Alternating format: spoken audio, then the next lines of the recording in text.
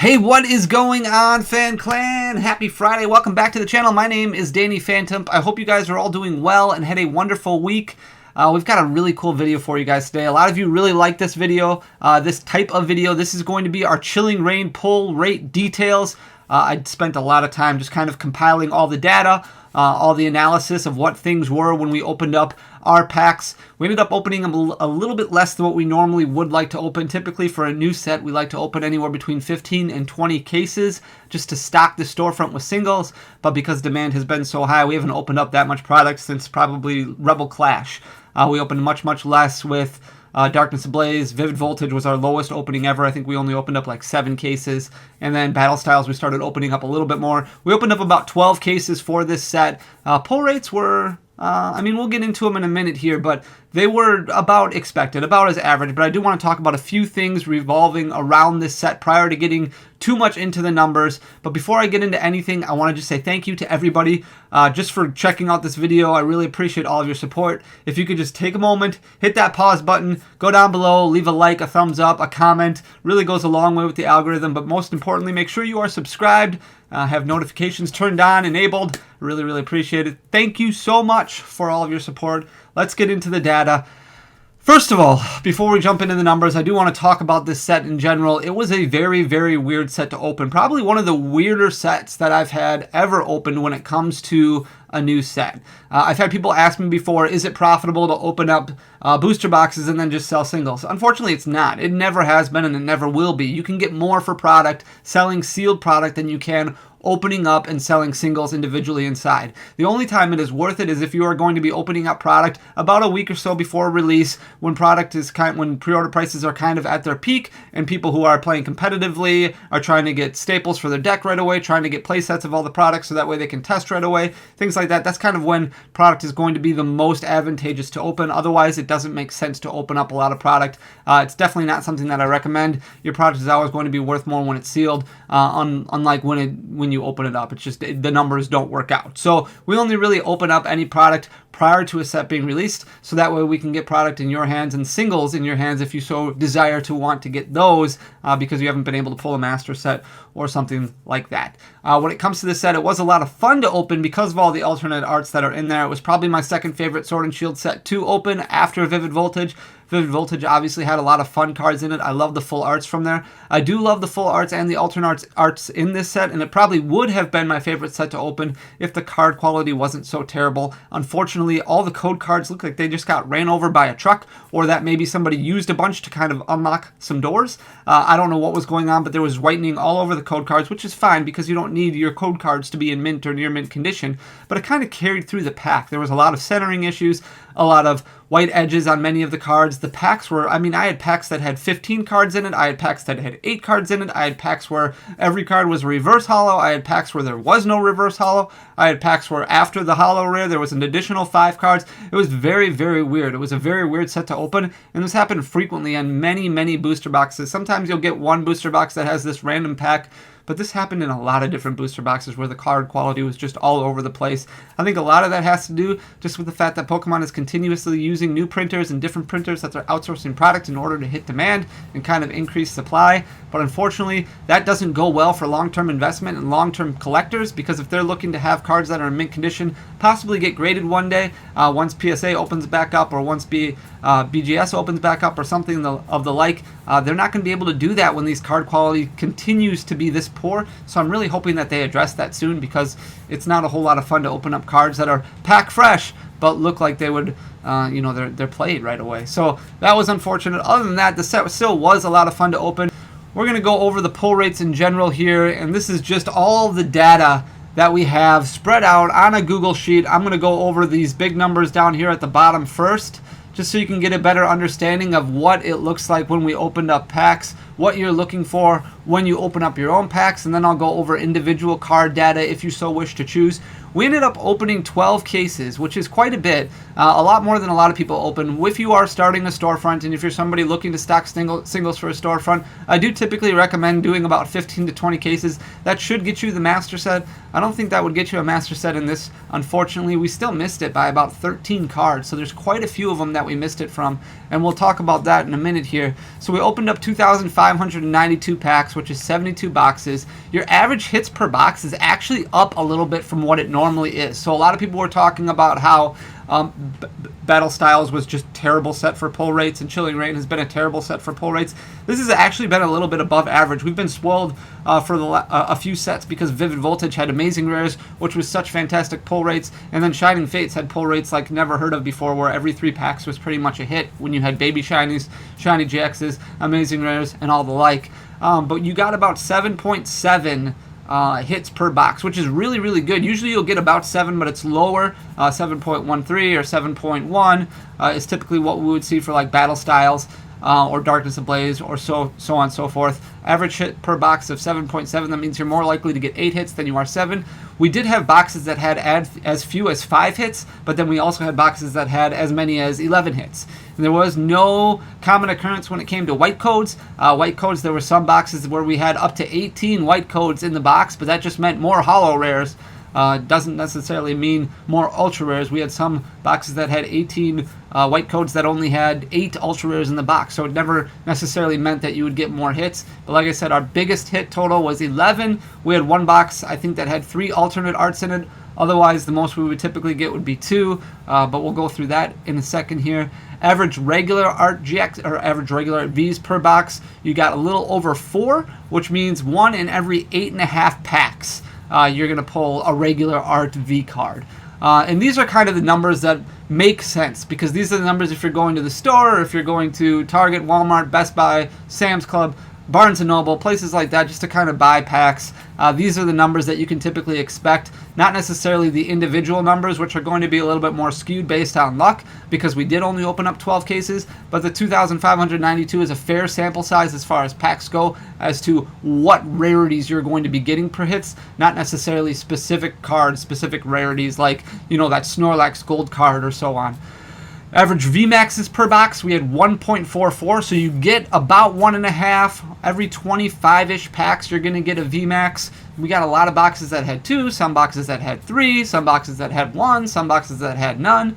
Average full arts per box, this was a little bit on the low end. This full art includes just full art, so just your Celebi, your Volcanion, your Galarian Rapidash, your Galarian Zapdos, Galarian Articuno, Galarian Moltres, Tornadus, just the regular full arts. You're looking at about 0.64 per box, which is about 1 in every 56 packs. So not a great pull rate, but you also have additional full arts, right? You have alternate arts, and there's quite a few alternate arts, which is kind of frustrating because there are so many. You're going to get 0.32 in every box. So every 3 boxes, pretty much, you need to open to get 1 alternate art, which is 1 in every 113 packs roughly, as you can see right here. Average full art trainers per box is a little lower than that. 1 in every 0.29 boxes, or 123 packs, you're going to get a full art trainer. But when you combine all those together, when I took all the numbers together for full art, so your full art trainer, your regular full art, or your alternate full art, you're getting about 1.25, 1.25 per box. So 1 in every 28, 29 packs, you're going to get a full art of some sort. Secret rares seem to be up a little bit. Secret rares, you're looking at 0.82 per box. It's very, very, very common that you won't pull any secret rare per box. This happened a lot in Battle Styles. It happened a lot in different sets. But this set, it looks like you're closer to that point of getting at least 1 per box. Every 44 packs, you can expect at least some sort of secret rare. That includes your alternate secret rare, your rainbow secret rare, your item secret rare. But then I also broke those down. So your average rainbows per box, you're getting about 4.42, or 1 out of every 86 packs. That's your highest number. Average secret item, so your gold item, you're getting 1 out of every 0.29 boxes, or 123 packs will get you about a secret rare item.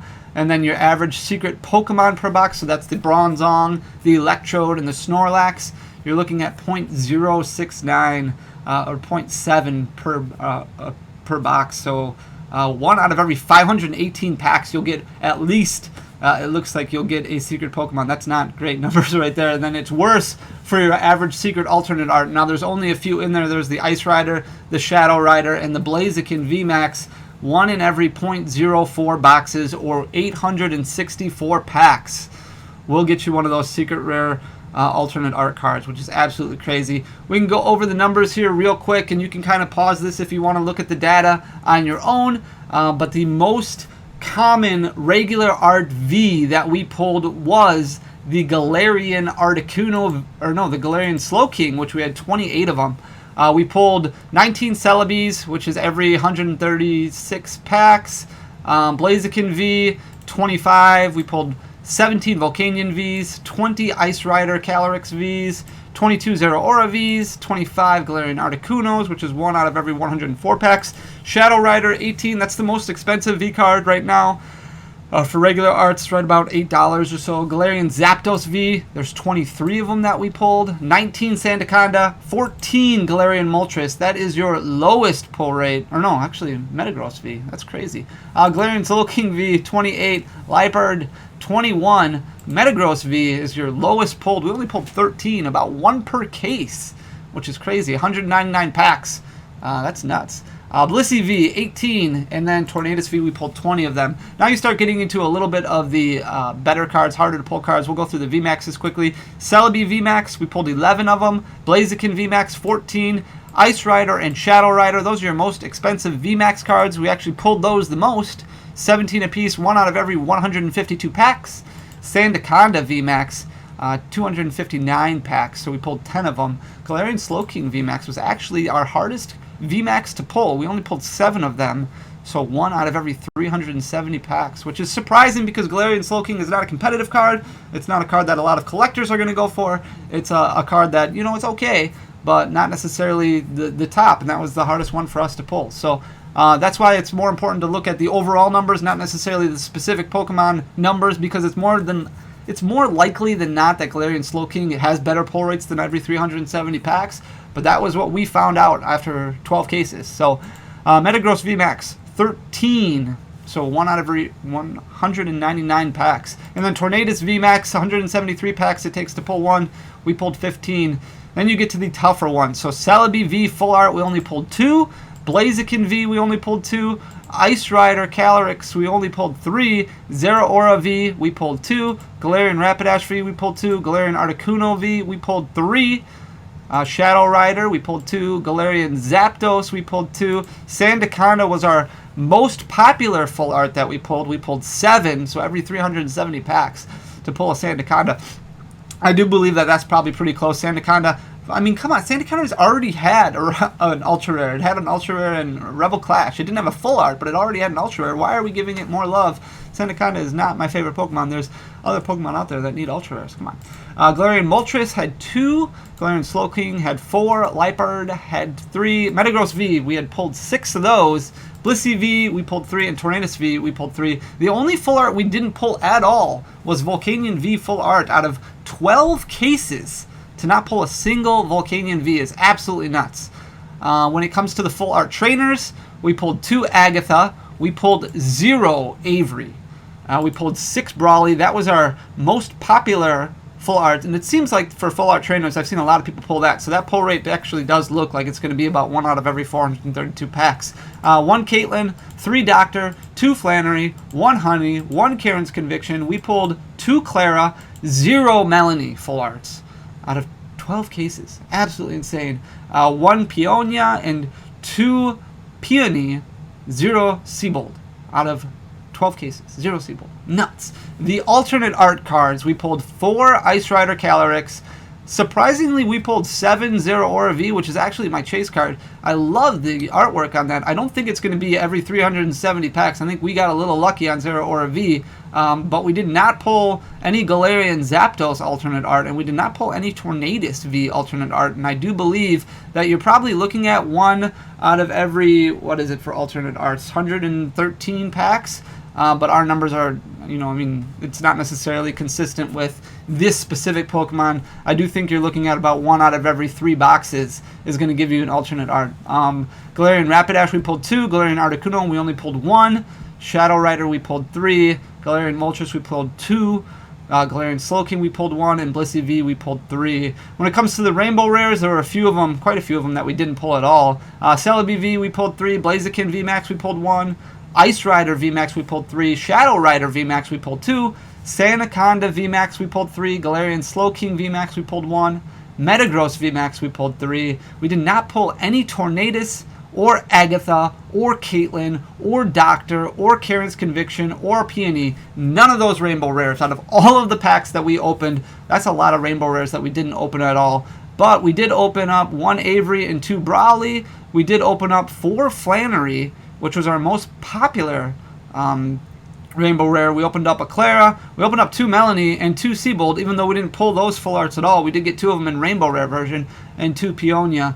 When it comes to the Blaziken VMAX, the alternate art, we pulled 2 of them. These are alternate secret arts. So these are the secret rare versions of an alternate art. We pulled 2 Blaziken, we did not pull the Ice Rider, and we pulled 1 of the Shadow Rider. When it comes to the gold Pokemon, we pulled 2 Electrode, 2 Bronzong, and only 1 Snorlax. And out of all the gold item cards, which I did loop the energy in those as well, we pulled every single one except for Fog Crystal, which is actually one of the cheaper ones. Echoing Horn, we pulled 3. Fan of Waves, we pulled 3. Rugged Helmet, we only pulled 1. Urn of Vitality, we pulled 3. Welcoming Lantern, we pulled 2. Water Energy, 2. Psychic Energy, 4. Fighting Energy, 3. So this is going to be a crazy difficult master set to open because there is so much in it, and the pull rates are not any better despite all of the alternate arts, all of the secret rares, all of the ultra rares that are in this set. So that's very unfortunate. I was hopeful that there would be, closer to 8 or 9 for the pull rates. Maybe you would have better odds of pulling a full art, pulling an alternate art, something like that. Doesn't look like that's necessarily the case based on all the data that we pulled from everything that we opened. It's a fun set to open because of the alternate arts, but at the same time, it's not something that I necessarily recommend opening up a ton of product to try and pull. I do recommend looking at singles, trying to wait a little bit, see if those prices drop down. They already have dropped down considerably from where they were. I do think they will fall down a little bit more. If you are somebody who loves opening packs and opening product, I would wait. I would highly recommend waiting until about August if you haven't gotten your hands on a ton of this set yet. Right now, boxes are selling for about $130 or so, $125, somewhere around there. If you want to get those, obviously that's below MSRP. It's a great price. I do expect it to drop down a little bit in August, closer to that $100, $110 mark. I hope it doesn't go any lower than that because honestly, that's not great for business owners at all. We don't want to see things drop below $110 like Battle Styles did. It's kind of bad for business because then you're not making basically anything on booster boxes at all after you factor in shipping and tax and things like that. But Chilling Reign is going to have its big second wave in August, but you also have Evolving Skies, and then a lot of people are going to be saving their money for the 25th anniversary set, so there might be some more of this out there available for you to open up if you're somebody who loves to open up product. Otherwise, I would really recommend focusing on purchasing singles in the future if you want to fill out your master set, just because there is so much in here. This data took me a long time to prepare. I'm very confident that these numbers are correct, and I think that they are very accurate when it comes to the amount of packs it takes to open each different rarity. Not necessarily the specific Pokemon, but the specific rarity probably does line up with all of these packs. You're going to get, between 7 and 8 ultra rares per box on average. You're only going to get, 1.25 full art between full art, alternate art, and full art trainer, and then you're only going to get about 0.82 of a secret rare. So it's very likely that you might not get a secret rare in a box. You should get one, but it's not necessarily a guarantee based on the data that we compiled. So that is all the information. I know it's a lot,